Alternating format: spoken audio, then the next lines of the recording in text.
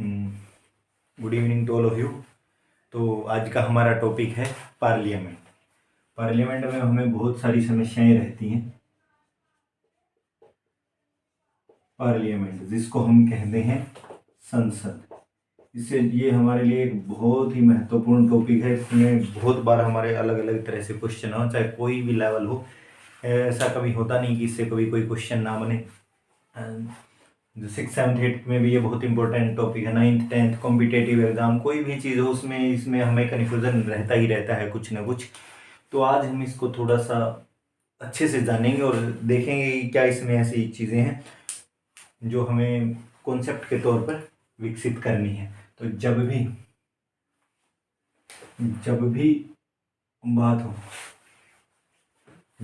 बात हो पार्लियामेंट की, तो हिंदी में हम इसको संसद कहते हैं। अब इसका जिक्र कहाँ है, इसका देखो कॉन्स्टिट्यूशन पढ़ते हैं।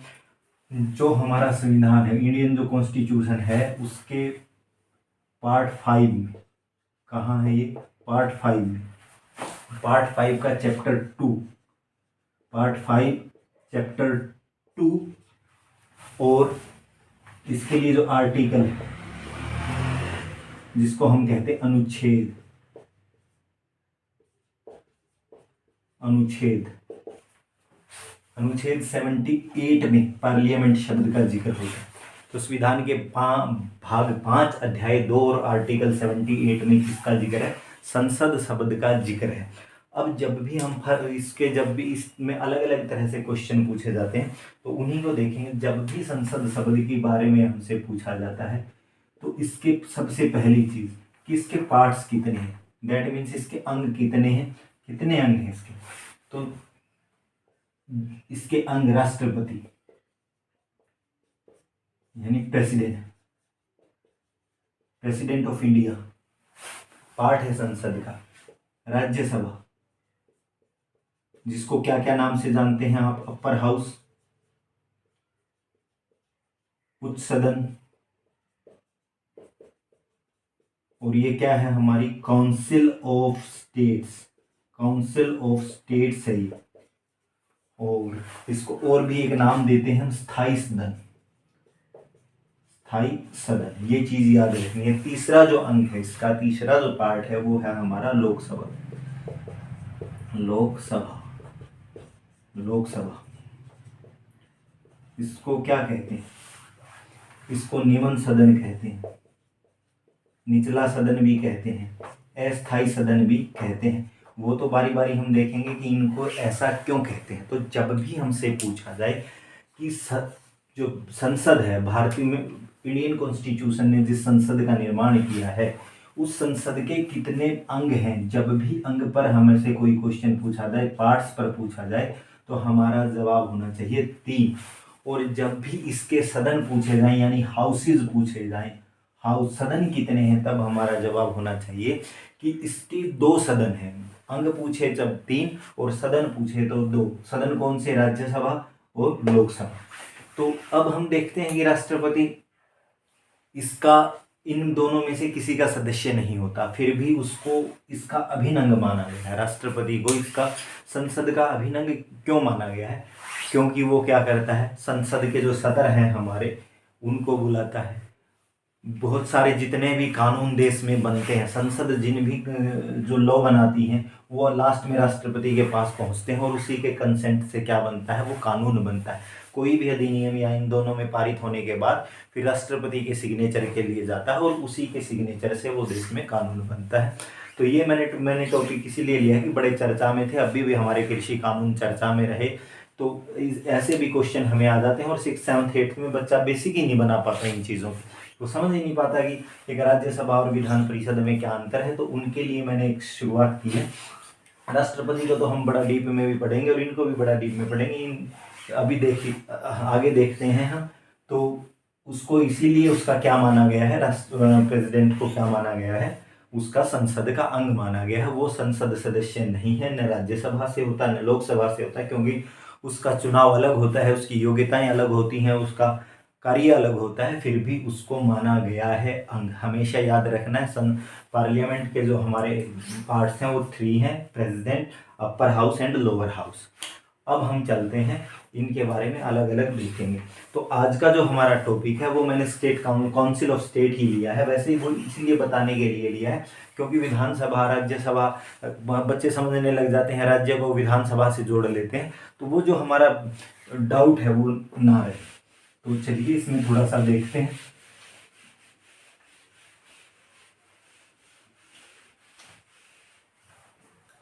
तो राज्यसभा को देखते हैं। राज्यसभा, अब जो ये राज्यसभा है यानी जो हमारा अपर हाउस है, अपर हाउस, इसका गठन और इसका इतिहास सारा चीजें देखते हैं हम, कैसे फॉर्मेशन हुई इसकी। जो अपर हाउस है उसका गठन हुआ 1952 में। अब इसको क्यों बनाया गया है? इसको इसीलिए बनाया गया, जो लोकसभा में जो हमारे प्रतिनिधि थे, जो लोअर हाउस है उसमें वो जनता द्वारा सीधे चुने जाते हैं और वो अपने अपने इलाके का प्रतिनिधित्व करते हैं। तो इसकी ज़रूरत इसीलिए हुई कि जो स्टेट्स हैं उनको रिप्रेजेंटेशन ज़्यादा मिले और उनकी बात को ज़्यादा अच्छे से सुना जा सके। तो इसीलिए इसका क्या किया गया, राज्यसभा का गठन किया गया। राज्यसभा का जो हमारा है गठन किया गया। और वो जो डेट एग्जैक्ट अगर आप देखोगे तो वो 13 मई था, 13 मई 1952 में इसका गठन किया गया। ये आर्टिकल किस अनुच्छेद के तहत आती है? कौन सा आर्टिकल राज्यसभा के बारे में बताता है किस देश में? आर्टिकल 79। 78 कहता है एक संसद होगी, आर्टिकल 79 कहता है एक अपर हाउस होगा। अब इसको बनाया गया है स्थायी, इसको क्या बनाया गया है? स्थायी सदन। यानी ये कभी डिसॉल्व नहीं होता। जैसे लोकसभा में आप लोग पढ़ते हैं कि हर 5 साल के बाद क्या होता है, चुनाव होता है, जो अभी होने जा रहा है। इसीलिए मैंने इस टॉपिक को लिया है कि इसको स्थायी सदन क्यों कहते हैं। इसके जो 1/3 1/3 मेंबर्स, 1/3 सदस्य हर 2 साल में बदल दिए जाते हैं, हर 2 साल में बदल दिए जाते हैं। तो क्या चलता रहता है, इस एक सर्कुलेशन बना रहता है, मेंबर्स आते रहते हैं, नए चुनाव होते रहते हैं। और इनका जो चुनाव है हमेशा इनके सदस्यों का चुनाव अप्रत्यक्ष होता है। अप्रत्यक्ष, प्रत्यक्ष के बारे में आप जानते हैं कि जिसमें जनता सीधा अपने सदस्यों को चुनती है, वो होता है हमारा प्रत्यक्ष चुनाव। लेकिन अप्रत्यक्ष चुनाव क्या होता है? जिसमें जनता के द्वारा चुना गया प्रतिनिधि, इनडायरेक्ट इलेक्शन वही होता है जिसमें इनडायरेक्ट यानी हमने किसी को चुन दिया और वो आगे किसी को चुने, तो उसको कहते हैं इनडायरेक्ट इलेक्शन। तो अप्रत्यक्ष चुनाव द्वारा इनके सदस्य चुने जाते हैं। तो इन सारी चीज़ों को अब हम देखते हैं। स्थायी सदन इसीलिए है क्योंकि कभी डिसॉल्व नहीं होता। अब आप सोच रहे होंगे कि जो पहली लोकसभा थी तो उसके सदस्यों के लिए क्या किया गया? उनका जो 1/3 था उनका कार्यकाल केवल 2 साल का रहा था। उसका रीज़न ये है क्योंकि इसके सदस्यों का जो कार्यकाल बनाया गया है, यानी एक सदस्य कितने साल के लिए चुना जाता है? 6 साल के लिए। तो उस सारी व्यवस्था को दुरुस्त करने के लिए जो पहले इसके 1/3 सदस्य थे उनको क्या कितना, उनका कार्यकाल कितना ही रहा? केवल 2 वर्ष का रहा था। लेकिन इसका सदस्य चुना जाता है 6 साल के लिए। दोबारा देखते हैं इसको। अपर, आपको पता चल गया होगा क्योंकि इसको अपर हाउस इसीलिए कहते हैं क्योंकि इसके सदस्य, ये स्थायी सदन इसीलिए है क्योंकि ये कभी भंग नहीं होता और क्योंकि इसके सदस्य हर 2 वर्ष में 1/3 सदस्य चेंज होते रहते हैं, नए आते रहते हैं, चेंज होते रहते हैं। तो एक सिस्टम बना हुआ है। अब देखते हैं सदस्य के कॉन्सेप्ट को समझेंगे। सदस्य का कार्यकाल है 6 वर्ष, कार्यकाल है 6 वर्ष। 1/3 सदस्य बदलते हैं हर 2 वर्ष में। तो ये चीज़ें हमें ध्यान रखनी है। आयु सीमा क्या है सदस्य बनने के लिए? आयु सीमा है इसमें 30 साल। यानी कोई भी भारत का नागरिक जो 30 साल की आयु प्राप्त कर चुका है और वो राज्यसभा का सदस्य बनने की योग्यता रखता है। वो अलग अलग कंडीशन होती हैं कि वो पागल तथा दिवालिया ना हो, लाभ के पद पर ना हो। ऐसी छोटी छोटी चीज़ें तो हम जानते रहते हैं, वो आप हमेशा करते भी रहते हैं। लेकिन अब जो इम्पोर्टेंट टॉपिक है इसमें, इसके सदस्यों की संख्या को लेकर है। तो हम बहुत बार ऐसे क्वेश्चंस में फंस जाते हैं। इसको मैं एक चार्ट के माध्यम से आपको समझाने की कोशिश करूँगा कि इसके सदस्यों की संख्या क्या है और कैसे उससे क्वेश्चन पूछे जाते हैं। तो सदस्य संख्या पर देखते हैं। सदस्य संख्या पर हम देखते हैं, अगर सदस्य संख्या इसकी देखी जाए अधिकतम, पहले हम देखेंगे अधिकतम। अधिकतम सदस्य इसके कितने हो सकते हैं? भारतीय संविधान के अनुसार इसके अधिकतम सदस्यों की संख्या हो सकती है 250। और 250 में कैसे बंटवारा है? अगर बात हो मनोनीत सदस्यों की, मनोनीत सदस्यों की जब भी बात होगी, मनोनीत सदस्य हमसे पूछा जाएगा, तो ये 12 सदस्य होते हैं जिनको मनोनीत किया जाता है। और इनके मनोने का काम कौन करता है? राष्ट्रपति करता है। कौन करता है? राष्ट्रपति इसके सदस्यों को मनोनीत करता है। और वो कौन से व्यक्ति हैं जिनको मनोनीत कर सकता है? वो कला जगत से हो सकते हैं, साहित्य से हो सकते हैं, विज्ञान से हो सकते हैं, और किसी भी सामाजिक कार्य से जुड़े, कला, साहित्य, विज्ञान तथा सामाजिक कार्य से जुड़े हुए किन्हीं 12 लोगों को राष्ट्रपति द्वारा मनोनीत किया जा सकता है। अब बात आती है कि इसके निर्वाचित सदस्य, सदस्य दो तरह के हो गए, मनोनीत और निर्वाचित। जो निर्वाचित सदस्य हैं वो कैसे हैं? संविधान कहता है कि इसके जो अधिकतम निर्वाचित सदस्य हो सकते हैं वो कितने होंगे? 238 होंगे। अब इन जो 238 मेंबर्स हैं, इनमें से राज्यों से कितने आएंगे? जो हमारे राज्य से कितने लोगों को भेजा जा सकता है? 234। और जो हमारे केंद्र शासित प्रदेश हैं, हमारे जो केंद्र शासित प्रदेश हैं, उनसे, यूनियन टेरिटरी, यूटीज से, ये स्टेट से, केंद्र शासित प्रदेश से कितने लोग हो सकते हैं? वो है 4। और आज के दिन अगर हम केंद्र शासित प्रदेशों को देखते हैं, अभी जम्मू कश्मीर तो अलग स्थिति में चल रहा है, तो अगर आज देखते हैं तो दिल्ली और पुडुचेरी को प्रतिनिधित्व है, दिल्ली पुडुचेरी को प्रतिनिधित्व दिया गया, क्योंकि जब तक जे.एंड.के अब हमारे पास क्या था? स्टेट के रूप में था, अब यूनियन टेरिटरी हो गया है, तो उसको हम बाद में देखेंगे। तो दिल्ली और पुडुचेरी की जब भी बात आती है तो दिल्ली से 3 सदस्य चुने जाते हैं और पुडुचेरी से 1 सदस्य राज्यसभा के लिए चुना जाता है, जे.एंड.के को छोड़। अब देखो, अब संविधान कहता है अधिकतम, जब भी हमसे पेपर में पूछा जाए कि जो काउंसिल ऑफ स्टेट्स है उसमें अधिकतर सदस्य मेंबर कितने हो सकते हैं, तो हमारा जवाब होना चाहिए देयर आर 250 मेंबर्स। मनोनीत कितने हैं? 12। और निर्वाचित कितने हैं? इलेक्टेड कितने होंगे? 238। 238 में से राज्यों के कितना है? 234। और यूनियन टेरिटरी कितनी है? यूनियन टेरिटरी को जब कॉन्स्टिट्यूशन में कितना प्रावधान किया गया? 4 मेंबर्स का। लेकिन आज का जो सिनेरियो है उसमें कैसी स्थिति है, ये हमारे लिए बहुत जानना जरूरी है कि वर्तमान में उनकी स्थिति वर्तमान में कैसी है, वो भी हम देखेंगे। चलिए, ये हो सकता है अधिकतम, लेकिन अब हम देखेंगे कि अब कैसी स्थिति है वर्तमान में। सदस्य संख्या यहां लिख देता हूं मैं, वर्तमान। अब वर्तमान में जो हमारे पास सदस्य हैं वो है 245 मेंबर्स अधिकतम हो सकते हैं। वही स्थिति है इसमें मनोनीत,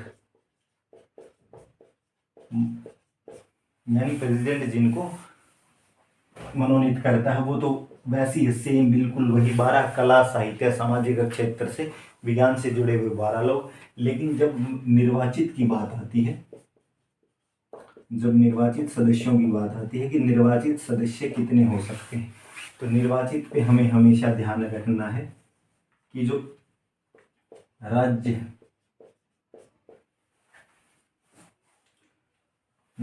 हैं उनसे हमारे 229 सदस्य हैं स्टेट्स। और जो वर्तमान में अगर जे.एंड.के को की स्थिति तो इसी में शामिल है, उसको हम बाद में देखेंगे। जे.एंड.के पे जब मैं आप लोगों को अलग से एक वीडियो में समझाऊंगा। और जो अब हमारे यूटी, यूनियन टेरिटरी, केंद्र शासित प्रदेश जिनको कहते हैं, केंद्र शासित प्रदेश से अगर हम देखें तो अभी तक का जब जम्मू एंड कश्मीर के यूनियन टेरिटरी बनने से पहले वही स्थिति है, 4 सदस्य हैं हमारे, 4 सदस्य हैं। तो ये निर्वाचित सदस्य हमारे 233, जिसमें से 229 सदस्य स्टेट से आते हैं। और जो ये 4 सदस्य हैं इनमें से 3 दिल्ली से हैं, दिल्ली से, और 1 पुडुचेरी से।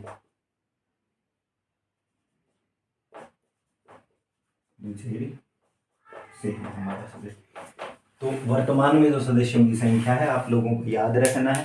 कंपैरिजन में पूछ ले, अब वर्तमान से ही आपसे कोई क्वेश्चन देके पूछ ले कि वर्तमान में बताइए स्टेट से कितने सदस्य आते हैं, तो आपका जवाब होगा 229। राष्ट्रपति कितनों को मनोनीत करता है, अपॉइंट करता है, तो हमारा जवाब होगा 12 मेंबर्स हैं। और निर्वाचित सदस्य 233 हैं। तो मुझे लगता है कि सदस्य संबंधित समस्याएं आप सुलझा लेंगे। अब इसके बाद आती है हमारे पास कि इसके सदस्य का चुनाव कौन करता है, कि सर आपने ये तो बता दिया कि इसके सदस्य चुने जाते हैं अप्रत्यक्ष रूप से, तो लेकिन इनको कौन चुनता है, तो आपको हमेशा ध्यान में रखना है इसके सदस्यों का चुनाव जो स्टेट असेंबलीज है, राज्य विधान सभा के सदस्यों द्वारा होता है। राज्य विधानसभा के सदस्यों द्वारा होता है। कोई भी स्टेट है उसकी जो स्टेट असेंबली है उसके मेंबर चुनते हैं। वो एक बहुत बड़ा डीप कॉन्सेप्ट हो जाता है कि इसका चुनाव कैसा होता है, क्या क्या फॉर्मेलिटीज़ होती हैं। जो पीसीएस लेवल की तैयारी करते हैं, यूपीएससी लेवल की तैयारी करते हैं, उनमें वो क्वेश्चंस बनते हैं। लेकिन फिर भी मैं आपको बता रहा हूँ कि जो राज्य विधानसभा के सदस्य हैं इसका चुनाव कैसे करते हैं। जो पार्टियाँ होती हैं, जैसे कोई भी पार्टी है वो अपना क्या करेगी, अपना एक एजेंट नियुक्त करती है और इसमें हमेशा खुला मतपत्र के द्वारा होता है, यानी अपना वोट दिखाकर डालना होता है। उस पार्टी के एजेंट को विधानसभा के सदस्य अपना वोट दिखा के डालेंगे। सपोज करो कि मान लो कोई सदस्य कांग्रेस के हैं, तो कांग्रेस अपना एक एजेंट नियुक्त करेगी और कांग्रेस के जितने भी विधायक हैं या जितने भी एमएलए हैं वो क्या करेंगे, उस एजेंट को अपना वोट दिखाएंगे। ऐसा होता नहीं है, क्योंकि हमने आज तक इतना हम देखते हैं कि लोकसभा में क्या होता है, हम आप लोग पढ़ते हैं कि सर गुप्त मतदान होता है, तो लेकिन आपको हमेशा ध्यान रखना राज्यसभा के केस में उस एजेंट को वोट दिखा के डालते हैं कि देखो मैंने इस सदस्य को अपना वोट दिया है, दिखा के वोट डालना होता है, नहीं तो वो इनवैलिड हो जाता है। बहुत बार ऐसे झगड़े आप कोर्ट्स में देखते हैं कि राज्यसभा के चुनाव में ये हो गया वो हो गया, तो वो इसीलिए होता है कि एक एजेंट नियुक्त किया जाता है और वोटर जो विधायक होता है एमएलए वो उसको दिखाता है।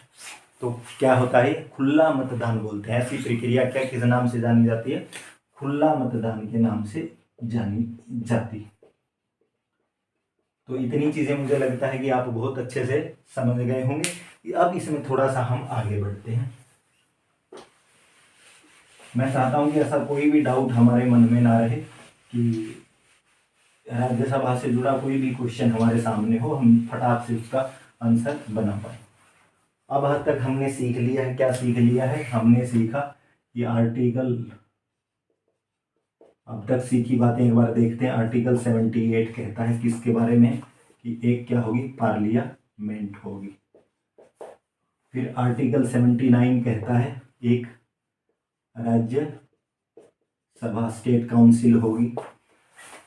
अब इस पार्लियामेंट में हमने क्या क्या सीखा, राष्ट्रपति है, प्रेसिडेंट है, राज्यसभा है और लोकसभा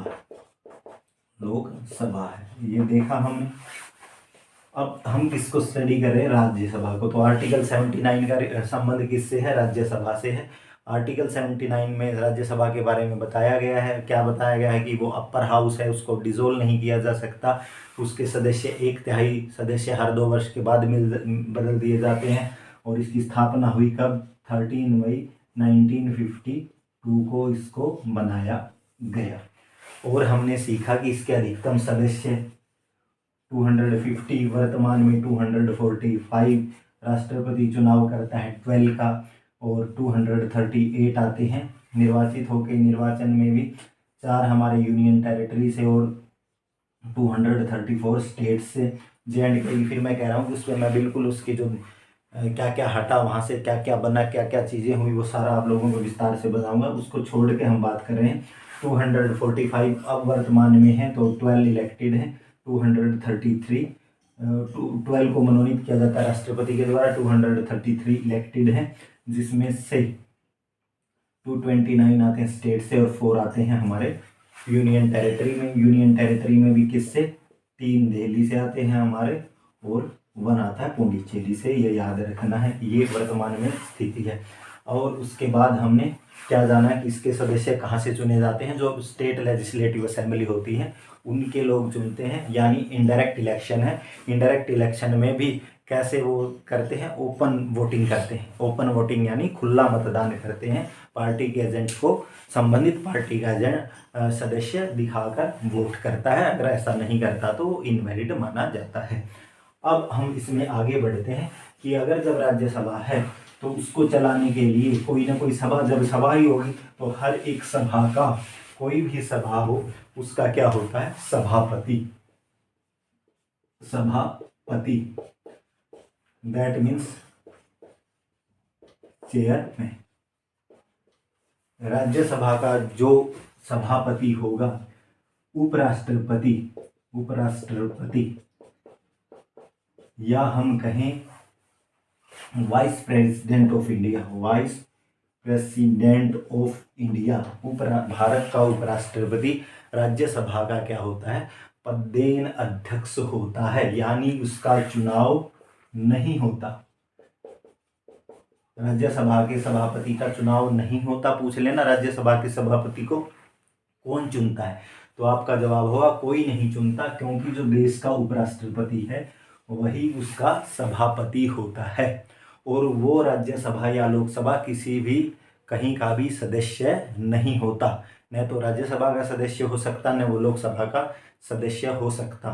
तो अगर ऐसा केस होता है, कोई चुनाव लड़ता है राष्ट्रपति का, उपराष्ट्रपति का, तो उसे त्यागपत्र दे